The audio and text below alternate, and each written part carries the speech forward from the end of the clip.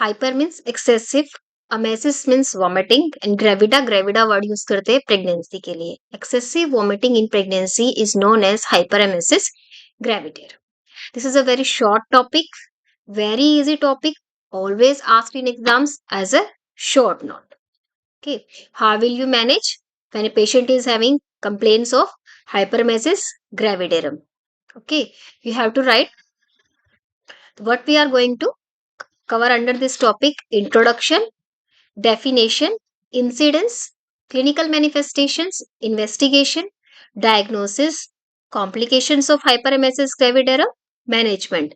In management, we cover both nursing and medical management. Before we introduce this topic, simple vomiting is quite normal in pregnancy.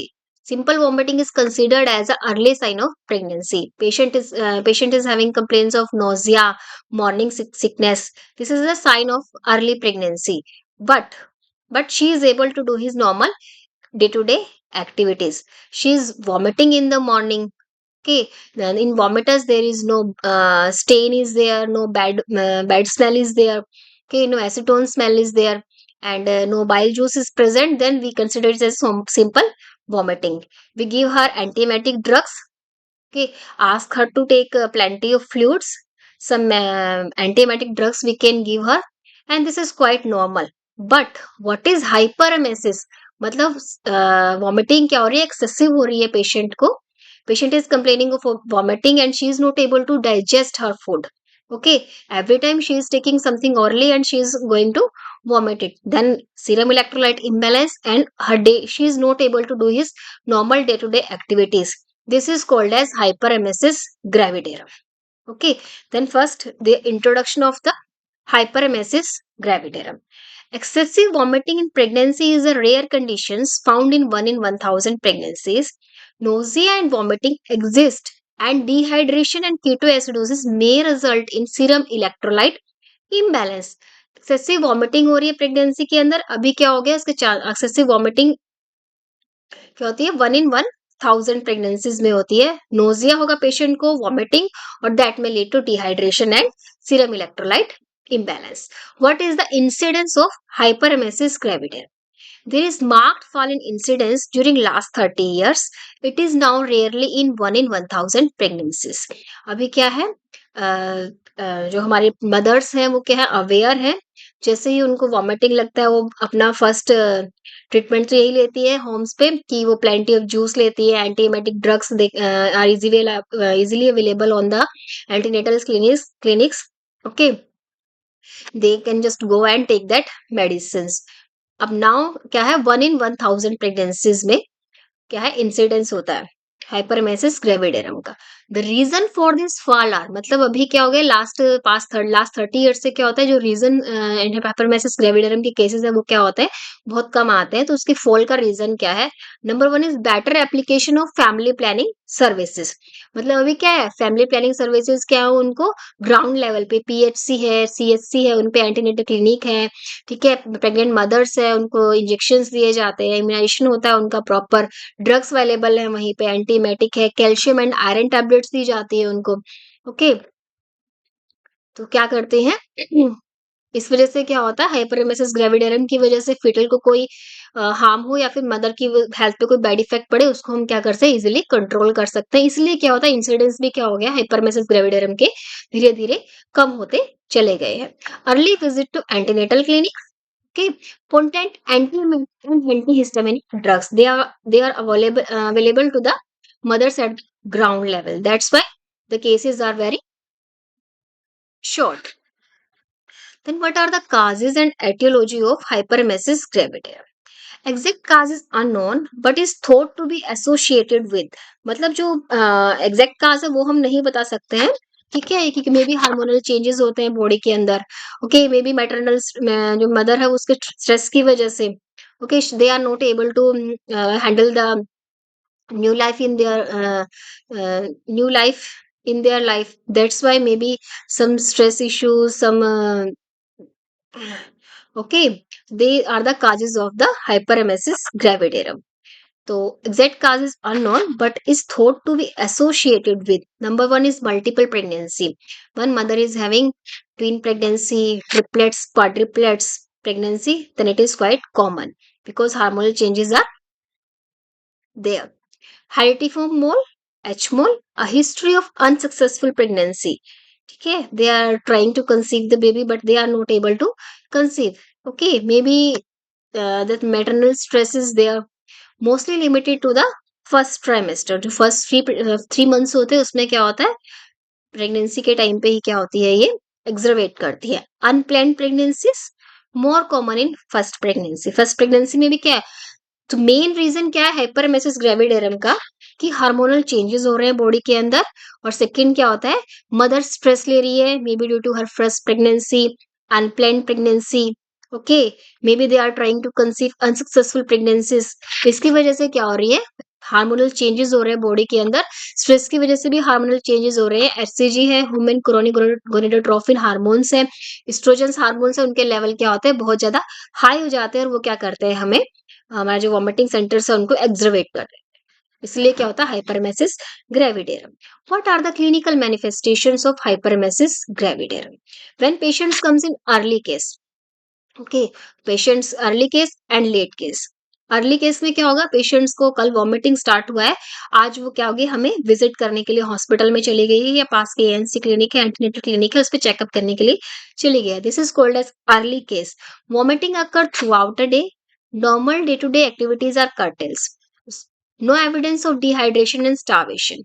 Okay, तो उसमें early case आएगा हमारे पास, तो क्या होगा, उसको वॉमिटिंग की कंप्लेन होगी, वो डे टू डे एक्टिविटीज है वो नहीं कर पाएगा, she is not able to digest her food. ठीक है, डिहाइड्रेशन और स्टार्वेशन का साइन हमें अभी नहीं मिलेगा। Then what are the symptoms when comes in early case? Oliguria. ठीक है, पेशेंट से क्या होता है, यूरिन आउटपुट क्या होगा, डिक्रीज हो जाएगा। Constipation, vomiting increased with retching. Retching क्या होता है कि retching means she is trying to vomit, मतलब उसको वॉमिटिंग करने की फीलिंग आ रही है पर she is not able to vomit out. Okay, she is having epigastric pain and complication occurs if not treated. ठीक है, फर्दर कॉम्प्लिकेशन हो सकती है अगर हम इनको ट्रीट ना किया जाए वॉमिटिंग को। Then what in the late case? Late case में क्या होगा, she is vomiting from the last 3-4 days, she is not coming to the hospital, she is not able to digest her food. तो उससे क्या होगा, जो mother को भी और फिटल पे भी क्या होगा, बैड इफेक्ट पड़ना स्टार्ट हो जाता है। मदर की बॉडी में भी हमें चेंजेस दिखाई देंगे। तो उसमें क्या मिलेंगे, evidence of dehydration and starvation are present. मतलब जब वो हमारे पास आएगी तो क्या होगा, उसका फेस बहुत डल लगेगा, हमें डिहाइड्रेशन के साइन मिलेंगे। Okay, what are the sign? Dehydration and ketoacidosis, dry coated tongue, मतलब उसकी टंग क्या होगी, हमें ड्राई मिलेगी, उस पर कुछ वाइट डिपोजिशन मिलेगा हमें। सनकन आईज, उसकी आईज धसी हुई मिलेंगी। एसीटोन स्मेल इन ब्रेथ, उसकी जो ब्रेथ होगी उसमें क्या होगी, हमें एसीटोन की स्मेल आएगी। Tachycardia, increase in heart rate, hypotension, decrease in BP, rise in temperature and jaundice is a very late feature. These are the signs when patient comes to us in a late stage. Then what we are going to, what are the investigations we are going to find out the hyperemesis gravidarum की serum electrolyte imbalance है कि नहीं है। तो first क्या होंगे, routine estimation of sodium, potassium and chloride ions. Okay, what are the diagnosis? Next is diagnosis. Diagnosis में क्या होगा, कंफर्मेशन ऑफ प्रेगनेंसी। ठीक है, एक तो क्या होगा, हमें प्रेगनेंसी है कंफर्म हो जाएगी। अल्ट्रासोनोग्राफी में क्या होगा, मल्टीपल प्रेगनेंसी है, मतलब पेशेंट को क्या है, ट्विंस है, क्वाड्रिप्लेट्स हैं, ट्रिपलेट्स हैं, तो क्या होंगे, जो हार्मोनल चेंजेस की वजह से क्या हो रहा है, उसको वॉमिटिंग हो रही है। एक एच मोल, हेरेडिफॉर्म मोल है।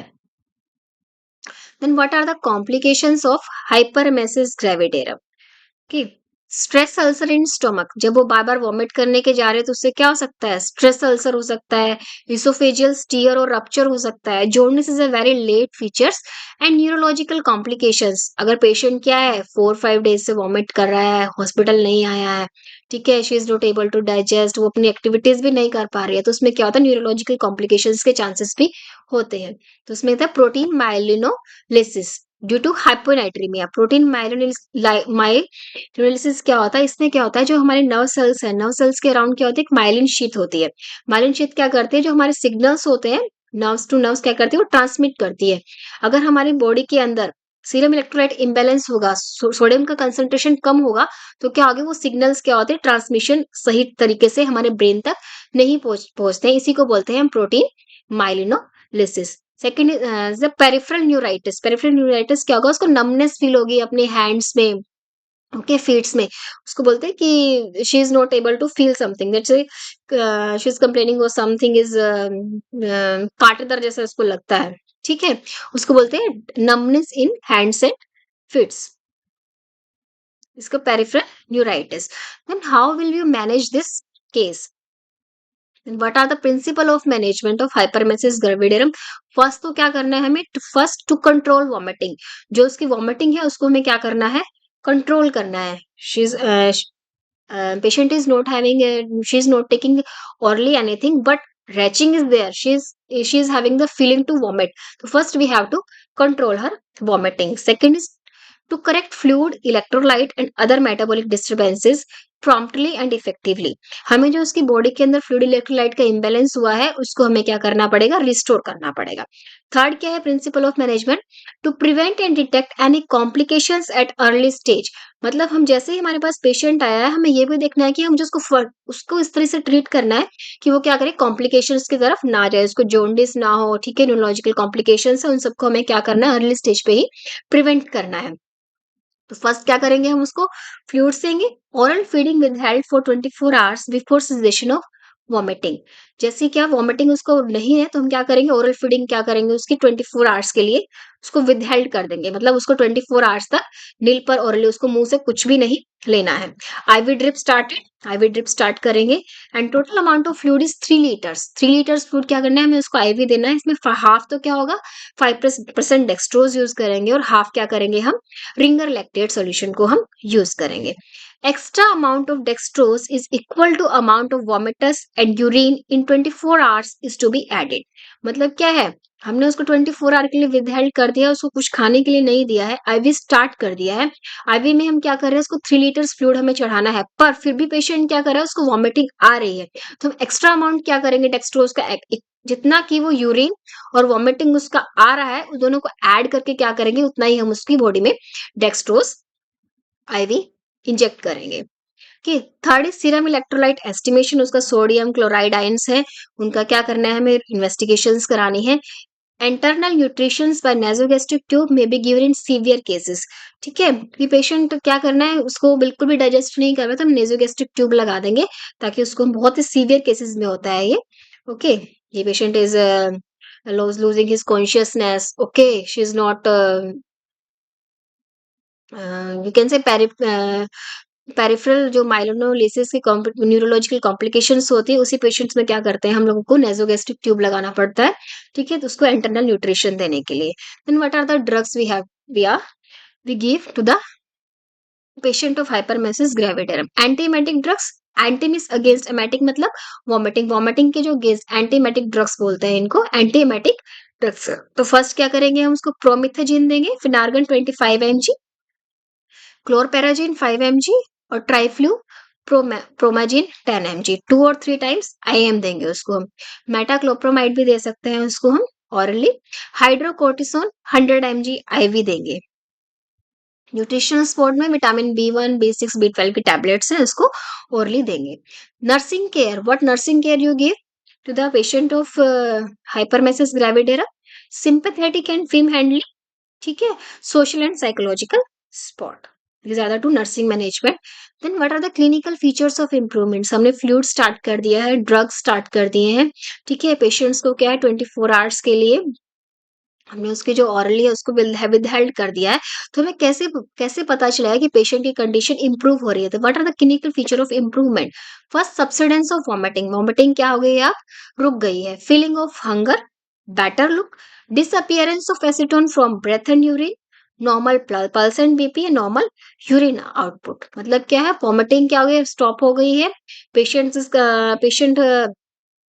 को क्या है, अभी भूख लग रही है, दिखने में क्या होता है, सन का नाइज वगैरह ये था, उसका फेस का जो है उस पे थोड़ा सा बेटर हो गया उसका लुक। ठीक है, जो उसके यूरिन है उसमें से ब्रेथ में से एसीटोन की स्मेल क्या हो गई, अब नहीं आ रही है। नॉर्मल पल्स बीपी है उसका, और यूरिन आउटपुट भी क्या है उसका, नॉर्मल आ रहा है। These are the sign and symptoms of improvement. And what diet you will offer?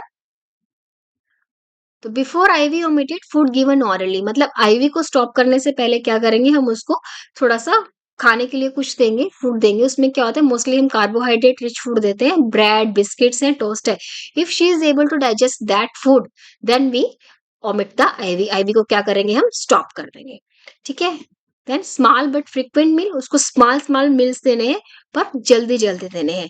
Gradually full diet restored, मतलब धीरे धीरे क्या होगी, वो अपने फुल डाइट पे जा सकती है। This all for the hyperemesis gravidarum. If you all want to learn from my videos, please like and subscribe my YouTube channel. Thank you.